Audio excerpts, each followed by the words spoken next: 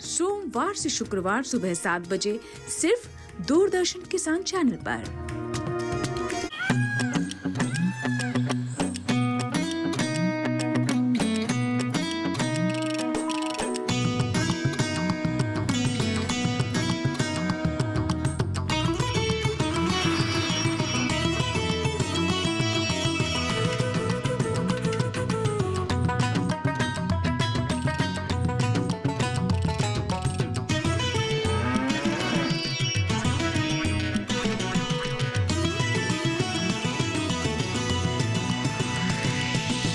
DD किसान, बदलते भारत की शान।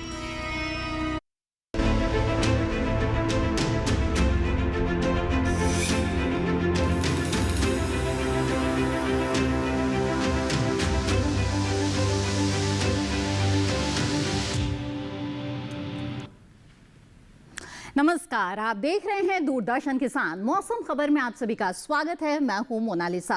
मौसम खबर में बताएंगे आपको आने वाले दिनों में कहां हो सकती है बारिश, कहां चल सकती है तेज हवाएं, इसके अलावा तापमान की क्या स्थिति है, वायु गुणवत्ता का क्या हाल है, ये सब कुछ आपको बताएंगे। लेकिन आइए शुरुआत करते हैं बड़ी खबरों के साथ। मौसम से जुड़ी हुई 5 बड़ी खबरों में सबसे पहले हिमाचल प्रदेश की बात, जहां कुछ हिस्सों में बारिश के आसार बनते हुए नजर आ रहे हैं। इसके अलावा बात उत्तराखंड की करें तो भारी बारिश को लेकर यहाँ पर रेड अलर्ट जारी किया गया है। तो जी हाँ, उत्तराखंड में कई जगहों पर भारी बारिश हो सकती है। वहीं दिल्ली में भी कहीं कहीं भारी बारिश के आसार बनते हुए नजर आ रहे हैं। आगे बढ़ते हैं, बात करें पूर्वी राजस्थान की तो कहीं कहीं जोरदार बारिश को लेकर यहां के लिए चेतावनी जारी की गई है। और इसके साथ ही ओडिशा का रुख करें तो कहीं कहीं मूसलाधार बारिश के आसार ओडिशा में भी बनते हुए नजर आ रहे हैं। तो चलिए, ये तो मौसम से जुड़ी हुई 5 बड़ी खबरें हो गई। अब मौसम खबर में आगे बढ़ते हैं और नजर डाल लेते हैं मौसम अलर्ट पर, यानी देश के वो हिस्से जहां पर मौसम को लेकर चेतावनी जारी की गई है। भारत मौसम विज्ञान विभाग से मिली जानकारी के अनुसार देश के कुछ हिस्से हैं जहां पर भारी बारिश हो सकती है और ऐसे में चेतावनी भी जारी की गई है। उनमें खास तौर पर है हिमाचल प्रदेश और उत्तराखंड में तेज हवाएं चलने के भी आसार बनते हुए नजर आ रहे हैं। इसके अलावा आपको बता दें कि पश्चिमी राजस्थान है, गुजरात, पश्चिमी मध्य प्रदेश और पूर्वी मध्य प्रदेश, छत्तीसगढ़, यानी कि मध्य भारत का ये जो पूरा हिस्सा है यहाँ पर भारी तेज हवाएं चल सकती है। यहाँ पर आप जरूर नजर बनाकर रखें। साथ ही पंजाब, हरियाणा, दिल्ली, पश्चिमी और पूर्वी उत्तर प्रदेश और पूर्वी राजस्थान, साथ ही ओडिशा में भी सावधान रहने की जरूरत है, क्योंकि ये वो इलाके हैं। साथ ही हिमाचल प्रदेश और जम्मू कश्मीर, लद्दाख की भी बात करें तो कई जगहों पर तेज हवाएं चल सकती है और कहीं कहीं भारी बारिश के भी आसार नजर आ रहे हैं। तो आपको यहाँ पर सावधान रहने की जरूरत है। और इसके अलावा जो हरे रंग से ये तमाम क्षेत्र आप देख रहे हैं, मध्य भारत के अलावा बिहार, झारखंड, गांगे, पश्चिम बंगाल और पूर्वोत्तर का जो हिस्सा है, यहाँ पर भी आपको नजर बनाए रखने की जरूरत है, क्योंकि यहाँ पर तेज हवाएं चलने की संभावना नजर आ रही है। साथ ही दक्षिण भारत के भी कुछ हिस्सों में तेज हवाओं के आसार है, तो नजर बनाकर रखें। मौसम अलर्ट की बात हो गई, आगे बढ़ते हैं और मौसम पूर्वानुमान पर नजर डाल लेते हैं। आने वाले 24 से 48 घंटों के दौरान देश के किन हिस्सों में हो सकती है बारिश, आइए देखते हैं। उत्तर भारत से शुरुआत करें तो जम्मू कश्मीर, लद्दाख, हिमाचल प्रदेश, उत्तराखंड, साथ ही पश्चिमी उत्तर प्रदेश और पूर्वी उत्तर प्रदेश में अधिकतर जगहों पर बारिश के आसार नजर आ रहे हैं। पंजाब, हरियाणा और दिल्ली की बात करें तो यहां पर भी अनेक जगहों पर बारिश के आसार साफ तौर पर बनते हुए नजर आ रहे हैं आने वाले 24 से 48 घंटों के लिए। तो पूरे उत्तर भारत का हाल आपने जान लिया, जहां पर अधिकतर जगहों पर बारिश की संभावना इस वक्त नजर आ रही है। पूर्वी और पूर्वोत्तर भारत का रुख करें तो ओडिशा में अधिकतर जगहों पर बारिश हो सकती है। इसके अलावा उप हिमालय, पश्चिम बंगाल और सिक्किम में भी अनेक हिस्सों में बारिश के आसार है। झारखंड, गांगे, पश्चिम बंगाल, अरुणाचल प्रदेश, असम, मेघालय, नागालैंड, मणिपुर, मिजोरम और त्रिपुरा में भी कई जगहों पर बारिश हो सकती है। साथ ही बिहार में भी कहीं कहीं बादल बरसने का जो अनुमान है वो जताया गया है। तो यहाँ पर पूर्वी और पूर्वोत्तर भारत में भी लगातार बारिश की संभावना बनी हुई है। दक्षिण भारत की बात करते हैं तो अंडमान निकोबार द्वीप समूह में भी कई जगहों पर भारी बारिश हो सकती है। तटीय आंध्र प्रदेश में भी अनेक स्थानों पर बरसात के आसार हैं, साथ ही तटीय कर्नाटक में भी। इसके अलावा तेलंगाना, उत्तरी और दक्षिण आंतरिक कर्नाटक और केरल की बात करें तो कई जगहों पर यहाँ पर बादल बरस सकते हैं। तमिलनाडु, पुडुचेरी और रायलसीमा में भी कहीं कहीं बारिश के आसार हैं। अब आइए बात करें गुजरात, पश्चिमी और पूर्वी मध्य प्रदेश की, जहां अधिकतर जगहों पर बारिश हो सकती है। विदर्भ, छत्तीसगढ़ में भी अनेक जगहों पर बादल बरस सकते हैं, साथ ही पूर्वी राजस्थान में भी। पश्चिमी राजस्थान, सौराष्ट्र सौराष्ट्र कच्छ और इसके साथ ही मध्य महाराष्ट्र में भी कई जगहों पर बारिश की संभावना नजर आ रही है। विदर्भ, छत्तीसगढ़ और पूर्वी राजस्थान की बात कर चुके हैं, अनेक जगहों पर बादल बरस सकते हैं। मराठवाड़ा में भी कहीं कहीं बारिश होने की संभावना है। कोंकण गोवा में अधिकतर जगहों पर बारिश के आसार बनते हुए नजर आ रहे हैं, यानी कि यहाँ पर भी पश्चिम भारत और मध्य भारत की बात करें तो अधिकतर जगहों पर बारिश के आसार। अब जान लेते हैं कि पिछले 24 घंटों में कैसा रहा मौसम का हाल। जम्मू कश्मीर, लद्दाख, इसके साथ ही हिमाचल प्रदेश और उत्तराखंड में कई जगहों पर बारिश हुई है। पंजाब, हरियाणा, दिल्ली में भी बादल बरसे हैं। पश्चिमी उत्तर प्रदेश, पूर्वी उत्तर प्रदेश में भी कई जगहों पर बारिश दर्ज हुई है और साथ ही पश्चिमी राजस्थान और पूर्वी राजस्थान में भी पिछले 24 घंटों के दौरान कई जगहों पर बारिश दर्ज हुई है। तो पूरे उत्तर भारत में लगातार बारिश का सिलसिला चल रहा है। बीते 24 घंटों के दौरान भी बारिश हुई है और आने वाले 24 से 48 घंटों में भी आसार हैं। इधर बिहार, झारखंड, ओडिशा, गांगे पश्चिम बंगाल और उप हिमालय पश्चिम बंगाल, सिक्किम में भी कई जगहों पर बारिश दर्ज हुई है पिछले 24 घंटों में। अरुणाचल प्रदेश, असम, मेघालय, नागालैंड, मणिपुर, मिजोरम और त्रिपुरा जो पूरा पूर्वोत्तर का हिस्सा है, यहां पर भी बादल बरसे हैं। अंडमान निकोबार द्वीप समूह, लक्षद्वीप समेत तेलंगाना, तटीय आंध्र प्रदेश, रायलसीमा में बादल बरसे। तमिलनाडु, पुडुचेरी में बारिश दर्ज हुई है।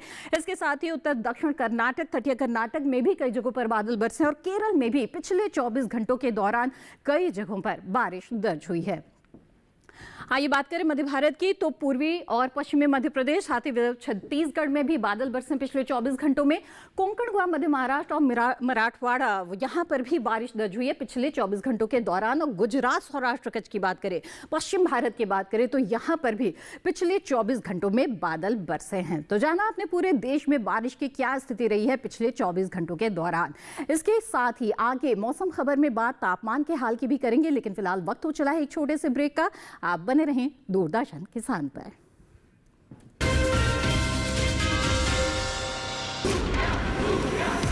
इसमें है फौलादी ताकत, ये कड़े इम्तिहानों से नहीं डरता, इसे सालों का तजुर्बा है।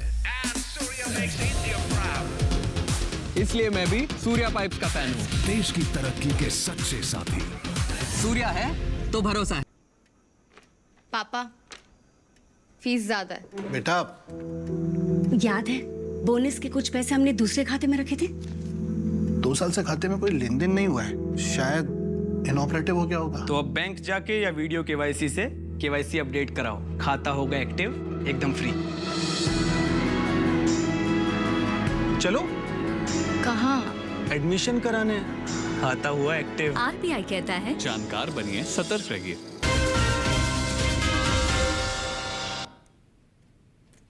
ब्रेक के बाद आप सभी का फिर से स्वागत है। आप देख रहे हैं मौसम खबर।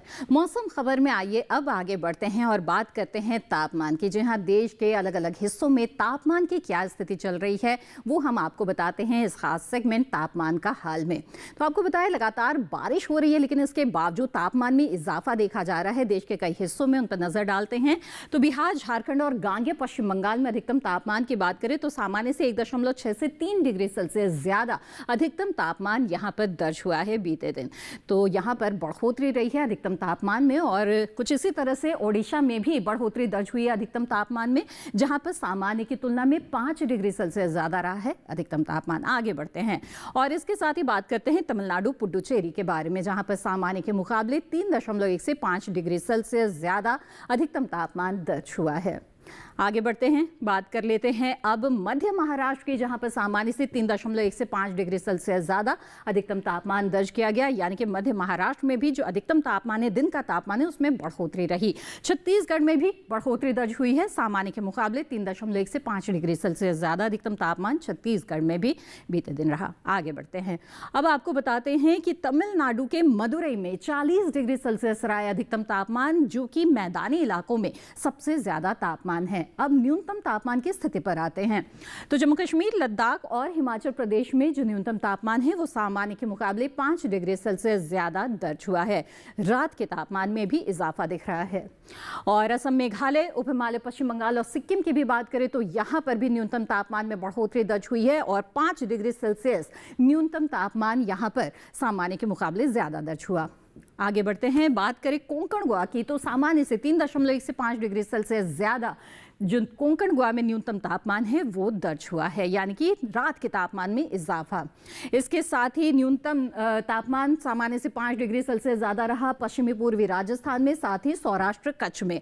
तो जो देश का पश्चिमी हिस्सा है वहाँ पर भी कई जगहों पर जो न्यूनतम तापमान है उसमें बढ़ोतरी दिख रही है। पश्चिमी और पूर्वी मध्य प्रदेश की बात करें तो यहाँ पर भी इजाफा दिख रहा है, सामान्य से 5 डिग्री सेल्सियस ज़्यादा न्यूनतम तापमान यहाँ पर दर्ज हुआ। आगे बढ़ते हैं, बता दें आपको असम के हाफलॉन्ग में और इसके साथ ही खंडवा, पश्चिमी मध्य प्रदेश के खंडवा में 18 डिग्री सेल्सियस न्यूनतम तापमान दर्ज हुआ, जो कि मैदानी इलाकों में सबसे कम तापमान है।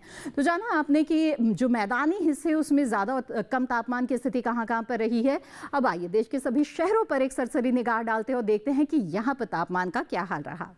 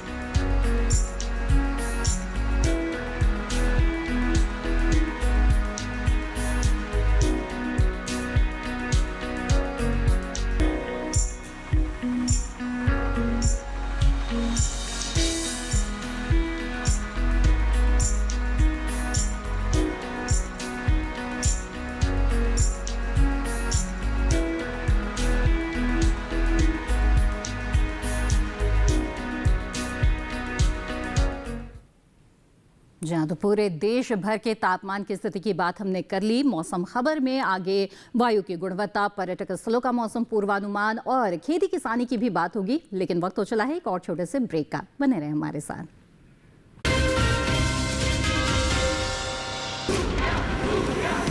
इसमें है फौलादी ताकत, ये कड़े इम्तिहानों से नहीं डरता, इसे सालों का तजुर्बा है। इसलिए मैं भी सूर्या पाइप्स का फैन हूँ। देश की तरक्की के सच्चे साथी। सूर्या है तो भरोसा है। ब्रेक के बाद आप सभी का फिर से स्वागत है। आप देख रहे हैं मौसम खबर। मौसम खबर में आइए अब आगे बढ़ते हैं और अब मौसम खबर में बात करेंगे हम वायु गुणवत्ता के बारे में। जी हाँ, आपके शहर की हवा कैसी है ये हम आपको बताते हैं इस सेगमेंट वायु गुणवत्ता में, जिसमें एयर क्वालिटी इंडेक्स यानी कि वायु गुणवत्ता सूचकांक के आधार पर हमें जानकारी मिल पाती है कि शहर की हवा कैसी है। तो चुनिंदा शहरों पर नजर डालेंगे। शुरुआत करते हैं दिल्ली से, जहाँ पर 80 है एयर क्वालिटी इंडेक्स, यानी कि यहाँ की जो हवा है वो संतोषजनक के स्तर पर है। वहीं पुणे की अगर बात की जाए तो यहाँ पर 45 है वायु गुणवत्ता सूचकांक, यानी कि अच्छी हवा पुणे शहर की इस वक्त कही जा सकती है। ऐसा ही हाल मुंबई में भी है, 45 है एयर क्वालिटी इंडेक्स, यानी कि अच्छी हवा इस वक्त मुंबई की भी। आगे बढ़ते हैं, कोलकाता का रुख कर लेते हैं, जहां पर 44 है एयर क्वालिटी इंडेक्स, यानी कि कोलकाता की भी हवा अभी अच्छे स्तर पर है।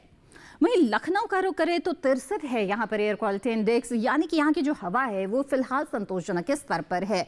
और पटना में 64 है एयर क्वालिटी इंडेक्स, यानी कि यहाँ पर भी संतोषजनक की श्रेणी में हवा की जो गुणवत्ता है वो कही जा सकती है। हैदराबाद में 67 है वायु गुणवत्ता सूचकांक, यानी कि यहाँ पर भी संतोषजनक के स्तर पर हवा है।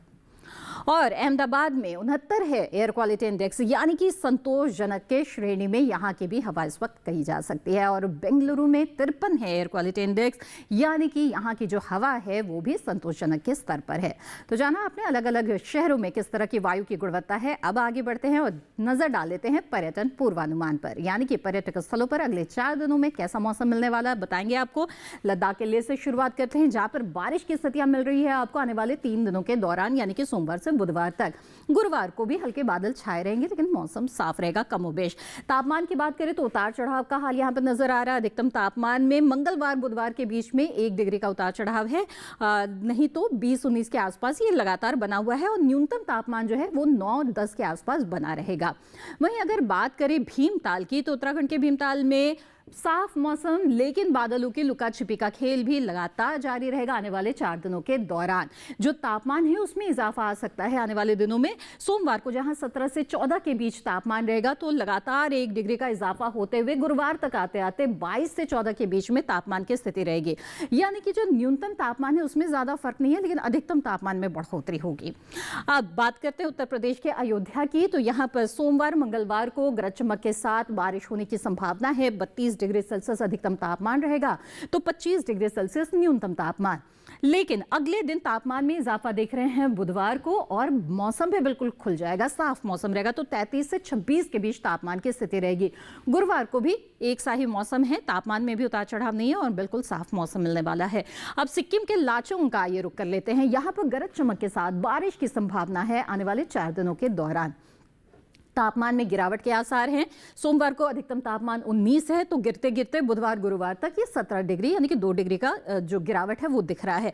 लेकिन जो न्यूनतम तापमान है उसमें इजाफा हो सकता है। 12 से 14 के बीच ये तापमान जो है वो सोमवार से गुरुवार तक जा रहा है। अब आगे बढ़ते हैं, बात कर लेते हैं पुरी के बारे में। तो ओडिशा के पुरी में सोमवार को बादल छाए रहेंगे। 35 डिग्री सेल्सियस अधिकतम तापमान रहेगा, तो न्यूनतम तापमान 28 डिग्री सेल्सियस रहेगा। ये तापमान अगले दिन भी बरकरार रहेगा।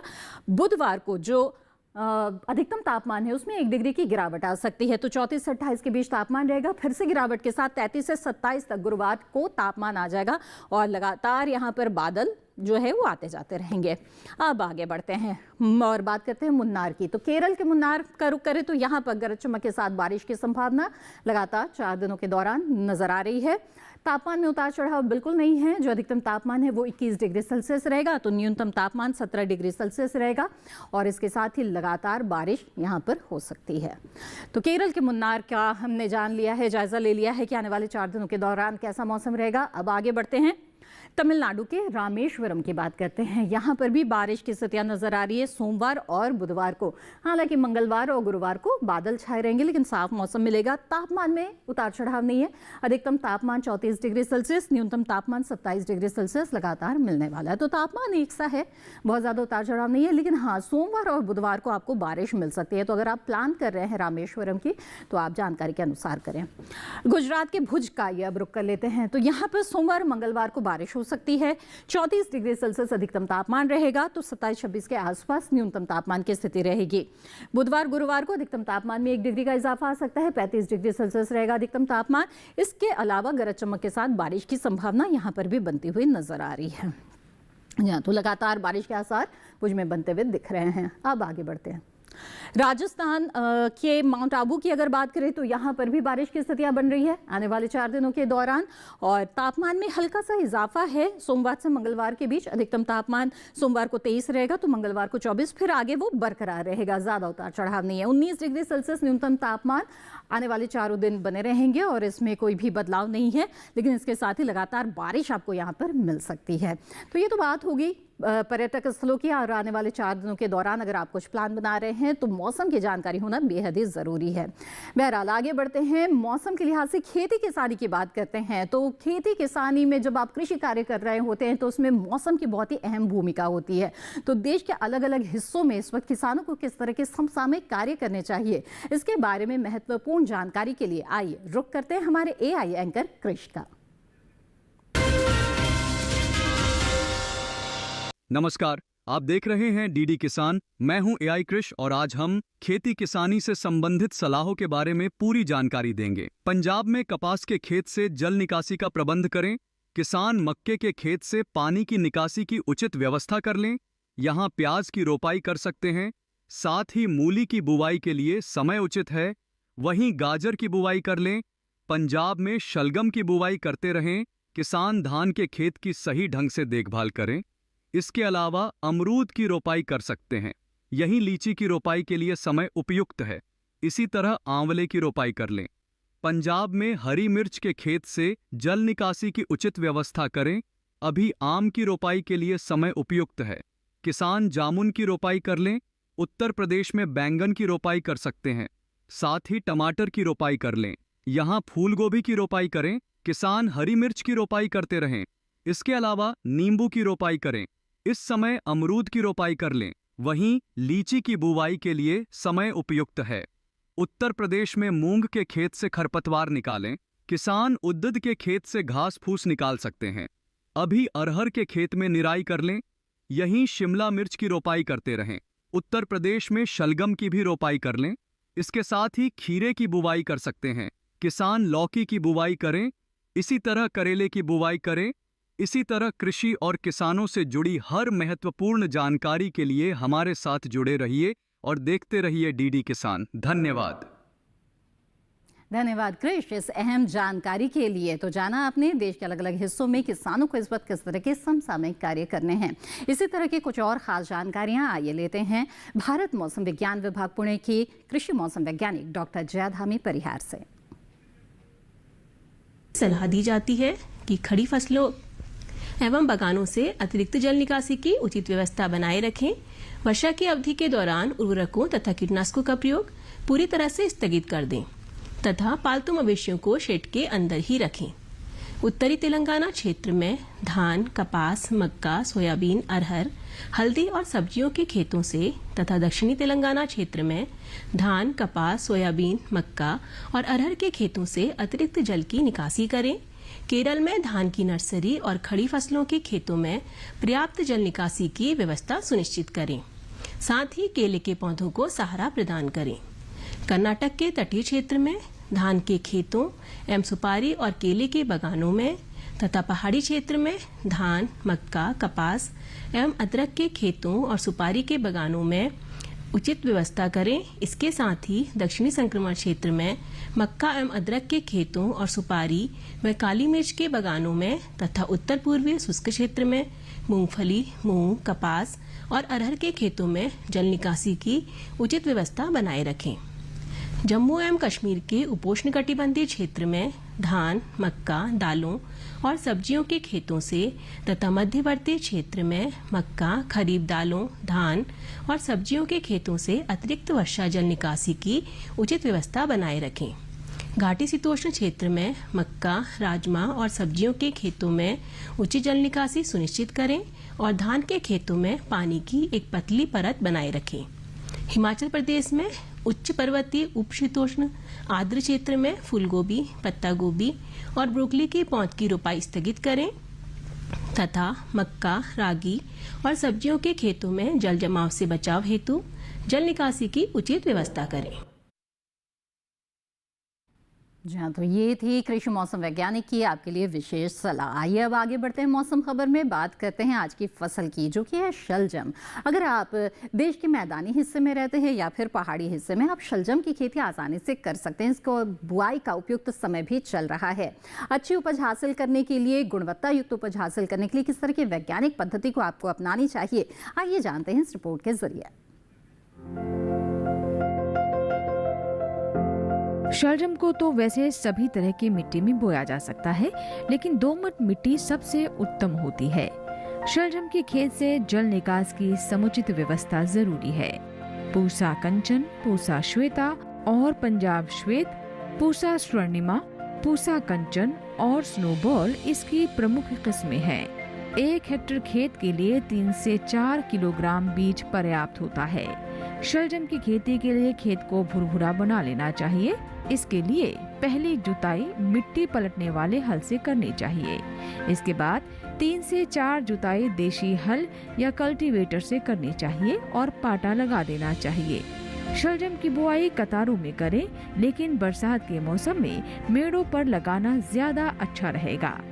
कतार से कतार की दूरी 30 से 45 सेंटीमीटर यानी 1.5 से 2.5 हाथ रखें, जबकि बीज से बीज की दूरी 10 से 15 सेंटीमीटर, आधे से पौन हाथ। बुआई के 8 से 10 दिन बाद पहली सिंचाई करें। इसके बाद जरूरत पड़ने पर 10 से 12 दिन के अंतराल पर पानी देते रहें। बोने के 25 से 30 दिन बाद मिट्टी चढ़ा दें। इसकी 2 से 3 निराई और गुड़ाई करनी पड़ती है। शलजम में व्हाइट रस्ट, सर्कोस्पोरा, पीला रोग, अल्टरनेरिया और पर्ण अंगमारी जैसी बीमारियां हो सकती हैं। शलजम में माहू, मूंगी, बालदार कीड़ा, सुंडी, आरा मक्खी और डायमंड बैक मोथ जैसे कीटों का भी हमला हो सकता है। बचाव के लिए विशेषज्ञों की सलाह से दवा का छिड़काव करें। जी हाँ, तो ये थी शलजम की खेती से जुड़ी हुई कुछ खास जानकारियाँ। उम्मीद है कि इन जानकारियों के आधार पर शलजम की खेती करेंगे तो आपको अच्छी उपज हासिल होगी। इसी के साथ मौसम खबर में आज बस इतना ही। मौसम खबर को आप दूरदर्शन किसान के YouTube चैनल पर भी देख सकते हैं और ये सभी जानकारियाँ फिर से कभी भी कहीं भी हासिल कर सकते हैं। इसके लिए टीवी स्क्रीन पर दिखाए जा रहे QR कोड को स्कैन करें, आप सीधे हमारे YouTube चैनल से जुड़ जाएंगे। मौसम का ताज़ा हाल और कृषि सलाह के साथ फिर होंगे हाजिर। तब तक के लिए दीजिए इजाज़त। आप बने रहें दूरदर्शन किसान पर। नमस्कार।